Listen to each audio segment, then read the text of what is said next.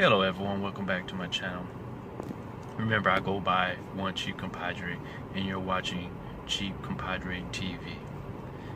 On my channel I usually talk about investing, saving, politics, and also story time when I feel the need to connect everything that I've been saying for the past couple of weeks. But today what I'm going to be doing is talking about a few videos that I videoed a while back and go over some of the comments, some positive and some also negative,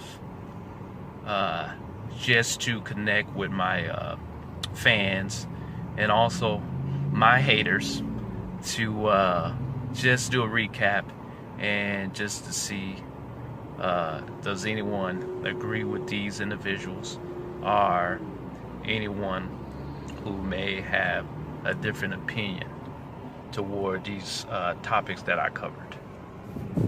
Alright, so the first topic that I want to go over and talk about the comments is the video that I did on moving to San Francisco. It was titled "Everything You Need to Know Before You Move to San Francisco." Now, I did this because when I first started my channel, I mentioned something about where I'm from, how I grew up, and I had a comment in the comment section that wanted me to do a video on what to expect if you were to move to San Francisco. So I have a few comments. One was, let me see if I'm pronouncing it correctly, Curvy Mitzi, there we go. And basically, after she watched the video, this is her comment. She put down, "Spot on, great video, great job. I should have watched this before I moved to San Francisco." So that's pretty positive. Now, let me continue with what else she said. She also talked about she was working down at the Civic Center, and what she would see on a regular basis is people shooting up, and some people actually died that she experienced shooting up needles outside downtown of San Francisco. And then there was another person who put down a comment, and their name was Ground Up Business. And basically they said also, "You are spot on. I think it's a dirty place with all the dogs. I would add that dogs can go everywhere, buses, grocery stores, and also shopping malls as well." So it is true that there are people shooting up downtown, especially in the Tenderloin. It's known for that. And many mayors, governors on both parties have put forth the effort in cleaning up downtown in many places around San Francisco. So this is an ongoing thing that is experienced in San Francisco. And then it is true, yes, you have a lot of dog lovers and they are accepted in many places. And it is true in some cases that there is feces of human feces, that is. So sometimes it's dog, sometimes it's not. So when you're in the city, you always have to look down to make sure you do not step in something unwanted. So that is a few viewers who decided to put a comment down for that. Maybe what I'll do is probably do another video on that particular topic, but this time it'll be more of a positive about my city. And you know, because it's not just bad things that are going on in San Francisco, there are also some positive and good things as well that I need to share. So maybe I'll do another video on that, the positive aspect. And then I did another video on 700 versus 800 credit score. Now, I got a lot of positive feedback from this, but I got a few people who were negative on this particular topic, and I'll share that as well.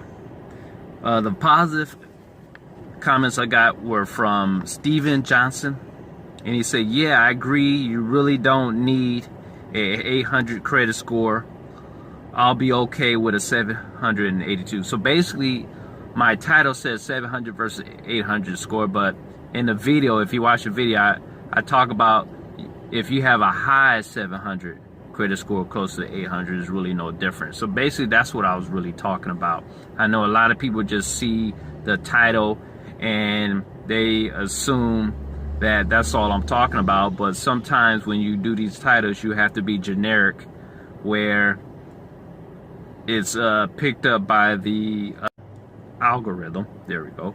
And so many people can see it.